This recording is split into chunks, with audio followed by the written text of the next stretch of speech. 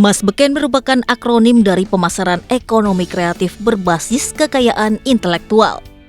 Pameran ini memperkenalkan berbagai kekayaan intelektual asli Indonesia yang dilaksanakan pada 27 hingga 29 Maret 2023 di lobi Gedung Sabta Pesona Jakarta.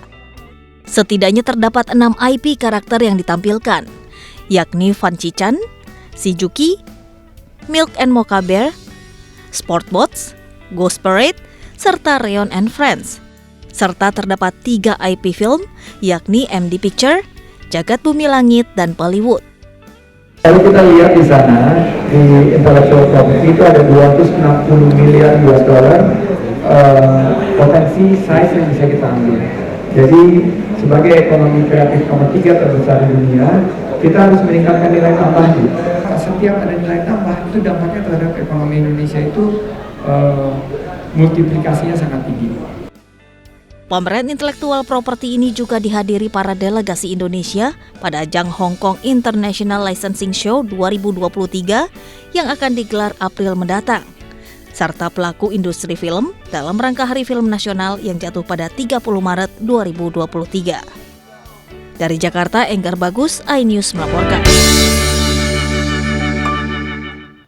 Pemirsa, Menko Polhukam yang juga Ketua Komite Nasional TPPU, Mahfud MD menghadiri rapat dengar pendapat terkait dana janggal sebesar 349 triliun dengan Komisi 3 DPR RI Rabu kemarin.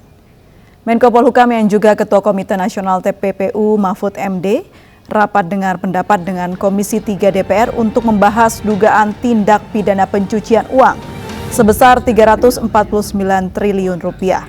Sempat terjadi ketegangan antara anggota Komisi 3 DPR dengan Mahfud MD soal pernyataan transaksi mencurigakan 349 triliun rupiah.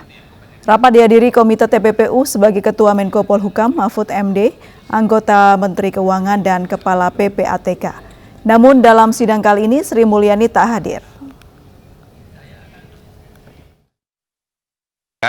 Teman-teman silakan untuk menyampaikan hal terkait apa yang disampaikan Pak Mahfud. Silakan Pak Mahfud. Ya, saya kira sudah begitu aja. Ya. Nah, karena sering di DPR ini aneh. Kadang-kadang marah-marah gitu, nggak tahunya Markus dia. Marah ke Jaksa Agung, ngomong nantinya datang ke kantor Kejaksaan Agung titip kasus.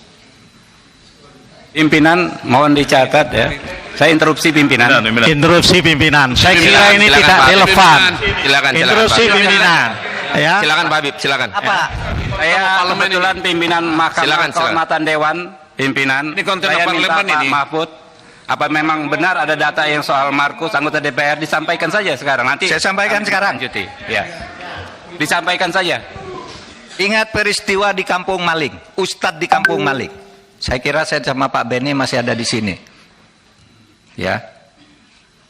Kan saya tadi nyebut DPR, nggak nyebut saudara. Pada waktu itu, Jaksa Agung Abdurrahman Saleh dicecar habis-habis, ditanya seperti ini. Dibilang, Bapak ini seperti Ustadz di Kampung Maling. Bapak baik, tapi di lingkungan Bapak jelek. Ya kan, ingat kan? Itu tanggal 17 Februari 2025. Berarti bukan di periode ini Pak Mahfud? Bukan. Oh, bukan kewenangan saya. Ya, tapi lihat fenomenanya. Nanti saya tunjukkan. Alhamdulillah. Ya. Tahu-tahu apa enggak? Sidangnya Di periode ini ada enggak? Kenapa? Di periode ini ada enggak yang Markus anggota DPR? Saya tidak akan nyebut itu. Saya memberi contoh di DPR ada yang seperti itu. Enggak. Ada enggak, Pak? Enggak, saya enggak berhak, enggak wajib menjawab saudara. Kalau ada sih kita tidak lanjuti, Pak. Nanti saya beritahu saudara. Pak, jangan nanti Pak. Kalau sekarang ada datanya enggak mumpung terbuka. Enggak, saya terbuka sekarang. Waktu itu ada. Pak Jaksa Agung tahu enggak? Yang marah itu ada.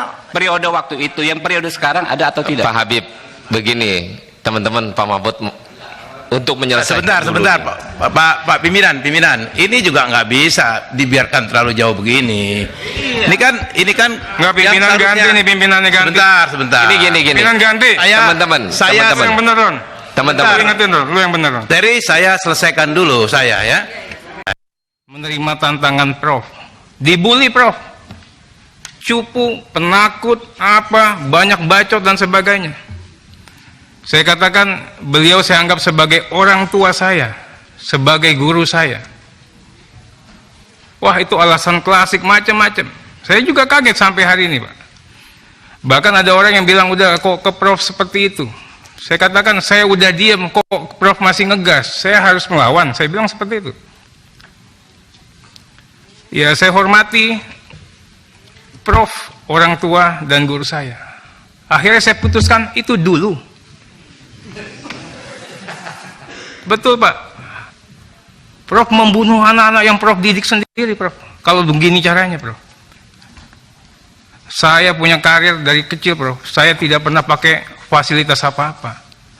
Tiba-tiba Prof mencoba membenturkan saya dengan yang amat saya hormati, Pak Budi Gunawan tadi. Bagi saya, takdir saya, kalaupun saya harus berhenti di sini, saya berhenti, Prof. Mimpi saya jadi anggota DPR. Enggak pernah saya punya cita-cita. Saya tidak takut kehilangan jabatan. Dan saya tidak bisa diancam-ancam. Kalaupun hari ini nanti setelah ini pimpinan saya mengatakan Arteri berhenti, ya saya berhenti, Prof. Karena saya juga bisa terpilih.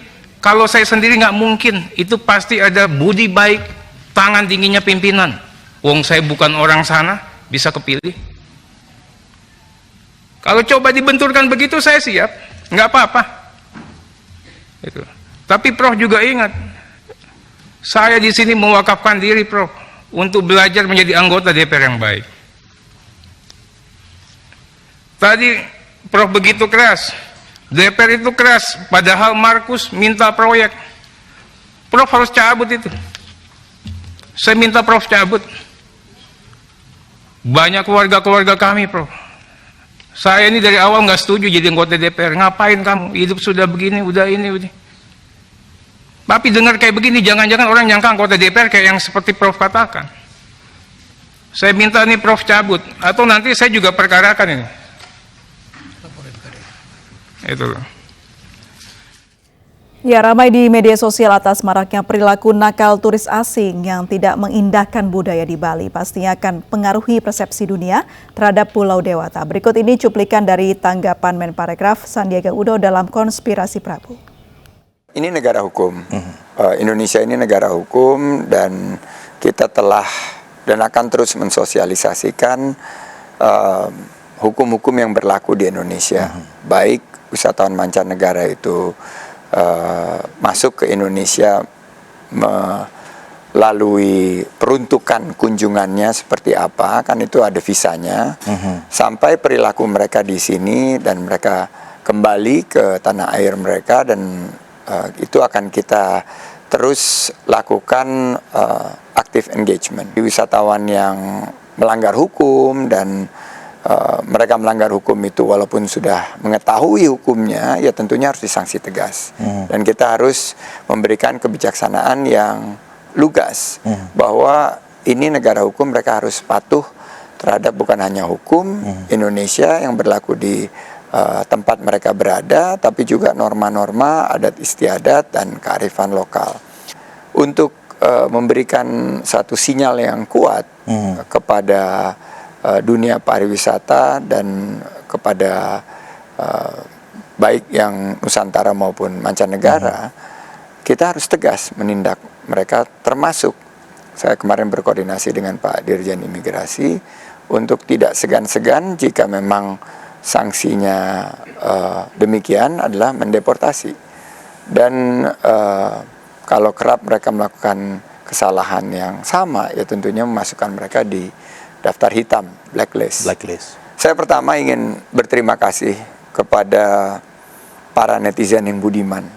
Karena dengan amplifikasinya yang sangat luar biasa dan inovasinya, mengambil angle, itu gambar-gambarnya itu mereka mungkin punya teknik fotografi yang bagus ya, jago loh ngambilnya gitu. Saya salut gitu loh. Yang bule marah-marah di atas motor. Dapat aja gitu. Lagi berdebat sama polisi, sama pecalang gitu. Dan kalau kita bicara kan pariwisata Indonesia masih tumpuannya itu 50% lebih Bali kan. Jadi itu kan jadi satu corong yang sangat membantu kita dalam menegakkan aturan kan, bahwa masyarakat nggak menerima nih perilaku. Pemirsa News Sore akan kembali usai jeda berikut ini, jangan kemana-mana.